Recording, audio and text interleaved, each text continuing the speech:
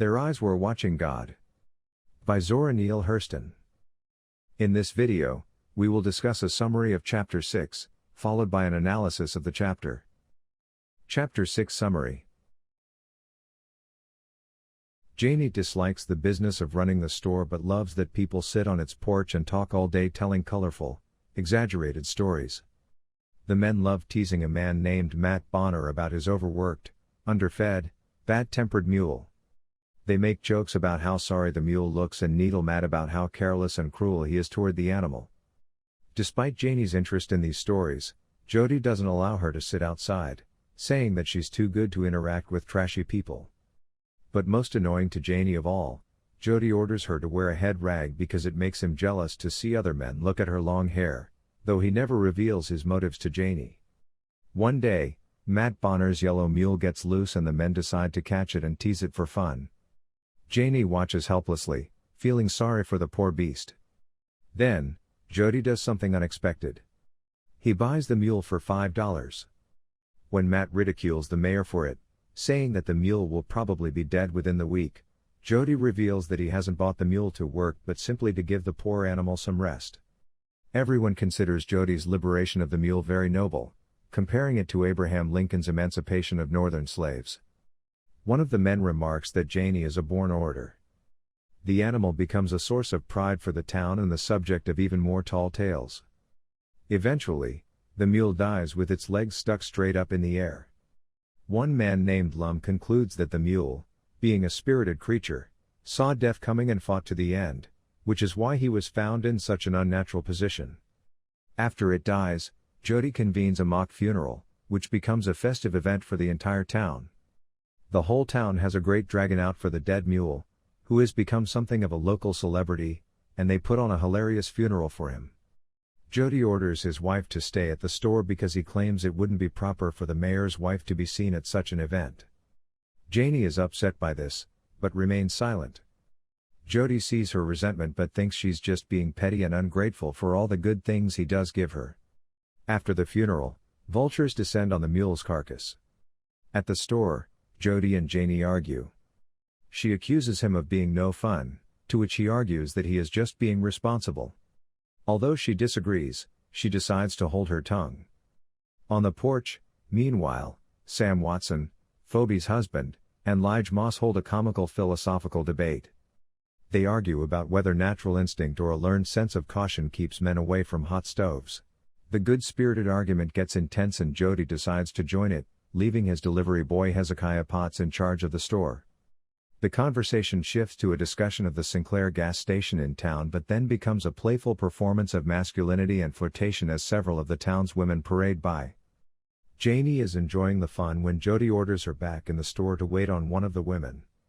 When one of the ladies being courted requests a pickled pig's foot, Lum, a guy that helps Janie out in the store, looks for the jar but can't find any pig's feet. Jody comes to look for the pig's feet, which should have arrived the previous day. He can't find them, and he can't find the bill that came with the shipment. Jody grows angry and accuses her of incompetence.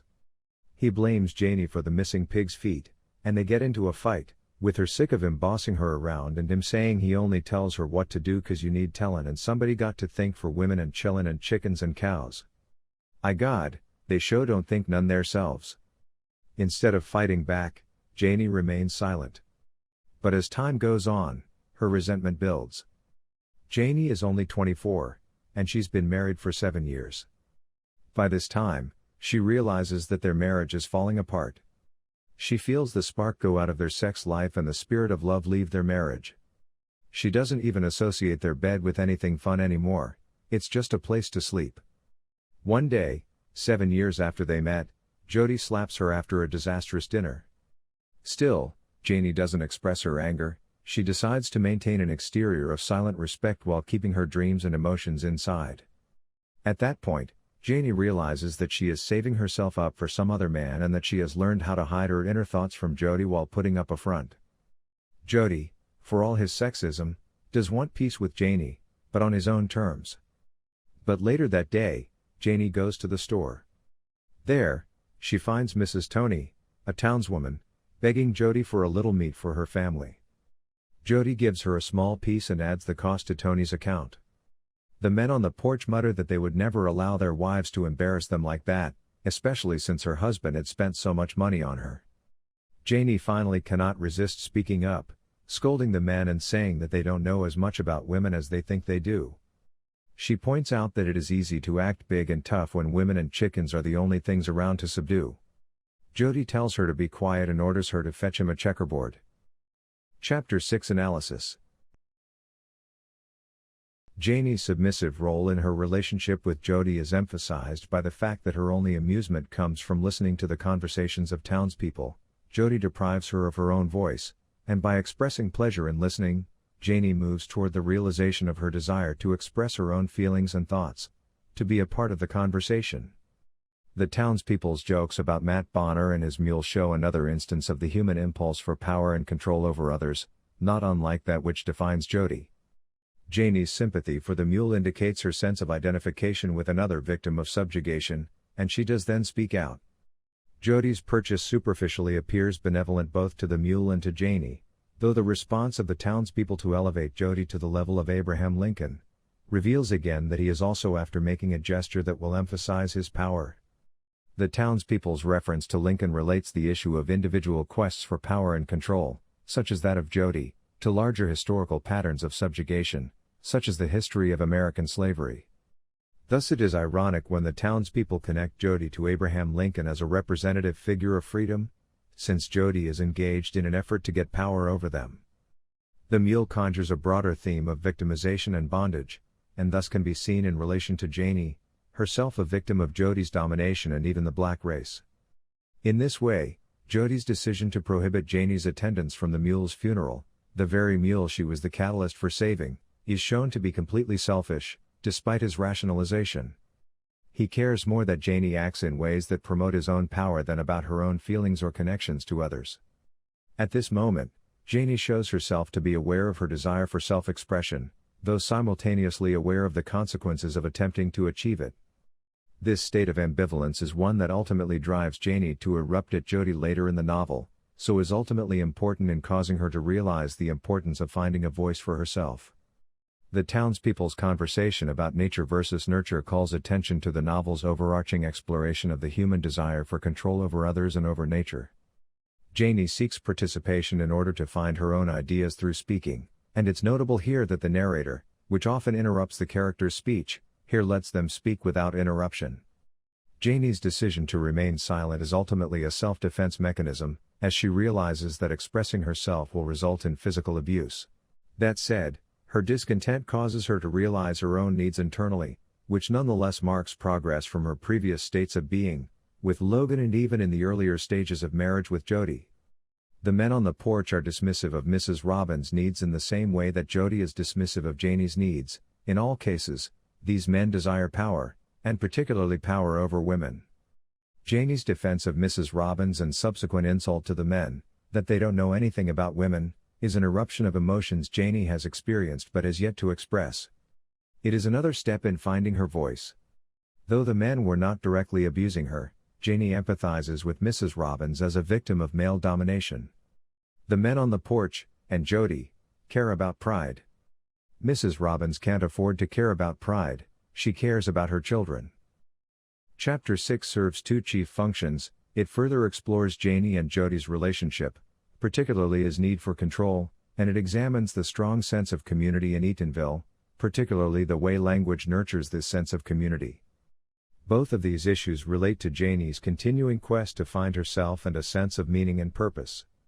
Initially drawn to Jody because of his ambition, and thinking that she would achieve her dreams through him, Janie learns, in this chapter, that Jody's power only restricts her.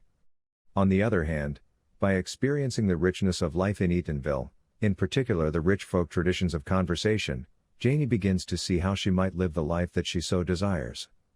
Jody continues to exert the same kind of control over Janie that he does in Chapter 5. It is important to note, however, that Jody is not an evil character. Indeed, there are no true antagonists in the book, and evil is not manifested in specific individuals. Jody doesn't cause pain for its own sake, rather, pain results for Janie as a result of the way that Jody acts, according to the rules that make sense to him, misguided though they are. He is living the only way he knows how. In his heart, he does not intend to hurt people, but his unfailing belief in a social hierarchy dominated by wealthy males inevitably hurts those around him. That Jody is not fundamentally evil manifests itself in the episode with Matt Bonner's mule. Jody's purchase of the animal is a tender moment. Unbeknownst to Janie, he spares the animal in order to please her. It is a noble display of power both because it frees the mule from cruelty and because it is meant to please Janie. But even in moments such as this one, Jody's relationship to Janie still operates according to an imbalanced power dynamic. Though this incident is not a matter of anger or ambition but rather tender kindness, he can demonstrate this kindness only by means of money. He is unable or unwilling to interact on equal terms with Janie. He uses his purchasing power to express his emotions. Furthermore, we get the sense that perhaps Jody's actions are not so noble. One can argue that he senses Janie slipping away from him and that he intends the act to woo her back under his dominion. Indeed, he is praised for his compassion, and the comparison to Lincoln only feeds Jody's haughty sense of himself, the same egotism with which he first attracts Janie. In refusing to allow Janie to attend the mule's funeral, Jody again prioritizes issues of decorum over Janie's happiness. He would rather keep up the appearance of his wife as a perfect lady than indulge her emotions.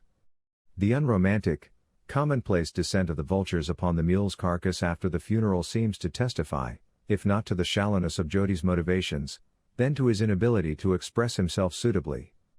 Hurston again uses two different narrative devices to differentiate between the realm of Janie and Jody's relationship and that of the community. The third-person omniscient narrator describes Janie's life in the store. Except for her outburst at the end, she remains silent, and the narrator tells us her story. But in the lengthy passages of dialogue, we are brought deeper into the world of the novel. Instead of being told a story, we are actually being shown a world. As Henry Louis Gates Jr. points out in his essay Their Eyes Were Watching God, Hurston in the speakerly text, we experience the full richness of these conversations because the characters speak for themselves. Only rarely does the narrator interrupt to tell us something about the scene. Sam Watson and Lige Moss's conversation about the role of nature in the world strikes at the heart of the novel's central theme, the relationship between humans and the world around them. The porch conversation is, in modern terms, a debate over nature versus nurture, whether we are as we are because of what we are born with, nature, or what we are taught, nurture. Sam Watson's comment that, God made nature and nature made everything else resonates throughout the novel, particularly at the climax, when all of the characters find themselves at the mercy of nature. Janie is attracted to these conversations because of the warm human connection that they offer and their organic, humorous approach to the questions that are at the center of her journey to the horizon. Her outburst at the end of the chapter represents an attempt to break out from Jody's silence and control and join the world of the porch. If this video helped you, be sure to give it a like, comment, and subscribe for more helpful content.